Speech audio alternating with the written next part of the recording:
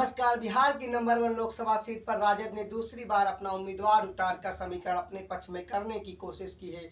लोकसभा चुनाव और सीट के 35 वर्ष से लगातार इस सीट पर एनडीए का कब्जा है।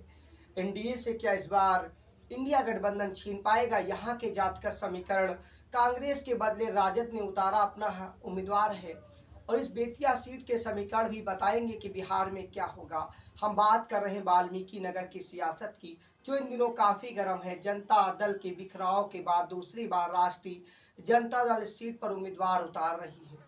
बता दें कि पिछले 35 सालों से इस सीट पर एनडीए का कब्जा रहा है और कांग्रेस इस सीट पर पिछले 9 चुनावों में लगातार केवल हारती रही। 3 दशक से भी अधिक समय से एनडीए के प्रत्याशी संसद भवन में सीट से पहुंचते रहे हैं।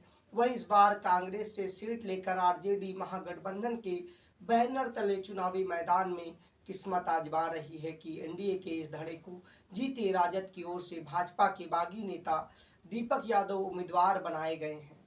वाल्मीकि नगर में पिछले 35 सालों से एनडीए के कब्जे के यहाँ के समीकरण ही ऐसे हैं कि राजद को कितनी सफलता मिलेगी ये तो वक्त बताएगा और 4 जून बताएगा। लेकिन लड़ाई जरूर रोचक हो गई है। वो भी भाजपा के लोकल नेता अगर इनके पक्ष में गए तो समीकरण कुछ और भी होगा। वर्ष 2002 के परिसीमन के बाद साल 2008 में पहली बार ये लोकसभा सीट अपने अस्तित्व में आई। इससे पहले ये सीट बगहा जानी जाती थी। साल 2014 में इस सीट से पहली बार बीजेपी के सतीश चंद्र दुबे जीतकर लोकसभा पहुंचे। इसके अगले सीट बगहा संसदीय क्षेत्र के नाम से जाना जाता रहा है। बता दें वाल्मीकि नगर वर्ष 2020 में उपचुनाव हुए, जिसमें जेडीयू के उम्मीदवार सुनील कुमार कुशवाहा ने जीत हासिल की।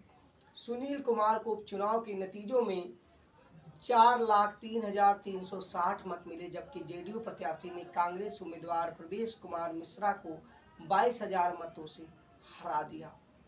यहाँ के सीट के समीकरण बिहार के राजनीतिक समीकरण के हिसाब से हैं। अब आपको बताते हैं यहाँ पर कौन कब क्या रहा है। पिछली बार 2019 के लोकसभा चुनाव के परिणाम बताते हैं कि यहाँ जेडीयू उम्मीदवार बैद्यनाथ प्रसाद महतो ने जीत दर्ज की।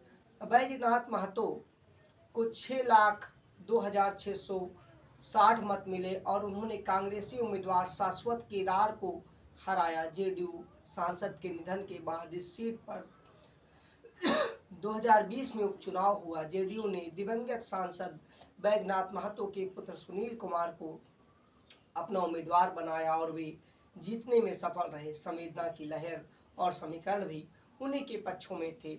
यानी कि यहाँ पर एनडीए हर हिसाब से अपने समीकरण को साधती है।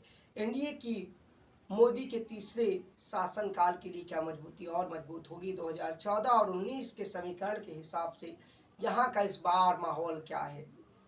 यहाँ के समीकरण पासा पलटेंगे और देश की रास्ता या कहें देश की संसद का रास्ता, दिल्ली का रास्ता यूपी और बिहार से जाता है। तो ये सीट बिहार की नंबर 1 सीट है और नंबर 1 सीट का मतलब ही होता है नीचे से लेके ऊपर तक। महेंद्र नाथ लगातार 5 बार यहीं से सांसद रहे। वर्ष 2014 के चुनाव में बीजेपी के सतीश चंद्र दुबे वाल्मीकि नगर से परिसीमन के बाद पहली बार सांसद बने। वाल्मीकि नगर लोकसभा क्षेत्र पहले बगहा के नाम से जाना जाता था। 2009 से 14 तक यहाँ जेडीयू के कैलाश बैठा सांसद रहे। कैलाश बैठा ने राज्यसभा के रघुनाथ झा को चुनाव में हराया। बता दें 38 साल के राजनीतिक जीवन में रघुनाथ झा की यह पहली हार थी। वहीं इसके पूर्व जनता दल से लेकर समता पार्टी तक लगातार 5 बार महेंद्र बैठा बगहा से सांसद रहे। कुल मिलाकर कहें तो पिछले 35 सालों से इस सीट पर बीजेपी और उसके सहयोगी दलों का ही कब्जा रहा है। वो अलग बात है, नीतीश कुमार पलटी मारकर कभी इधर जाते हैं कभी उधर आते हैं और फिर वापस आ गए हैं। वाल्मीकि नगर लोकसभा क्षेत्र के जातिगत समीकरण वाल्मीकि नगर के समीकरणों में दोनों गठबंधन की लिहाज से अहम हो गए हैं। 18,15,073 मतदाता हैं और 20.2% मुस्लिम मतदाता है, जिनकी संख्या 3,64,000 के करीब है। वहीं दलित महादलित 2,56,000 के करीब हैं और एनडीए के कोर वोटर माने जाने वाले वैश्य की यहाँ बहुलता है और ये एनडीए के लिए प्लस पॉइंट में जाती है। एक और समीकरण है यहाँ पर थारू जाति के मतदाताओं की बेहद अहम भूमिका है, क्योंकि 2,30,000 के करीब वैश्य वोटर भी इस लोकसभा क्षेत्र के समीकरण को और मज़ेदार बना देते हैं। यह बड़ा इलाका आदिवासी बहुल है। यहाँ थारू उमराव वर्ग के 1,62,000 वर्तमान में है, जो निर्णायक भूमिका अदा करते हैं। ये जिधर जाते हैं उधर जीत जाती है।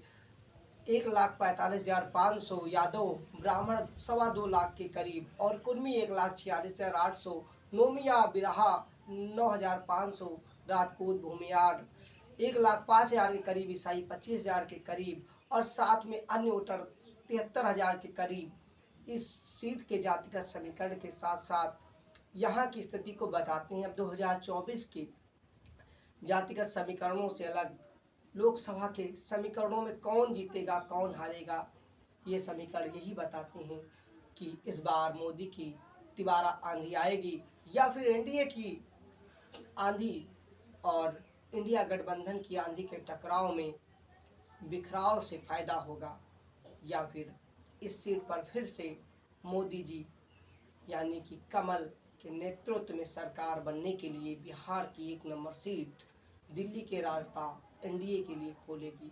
विशाल की रिपोर्ट में आपको अलग अलग दिन समीकरण मिलते रहेंगे। जय हिंद।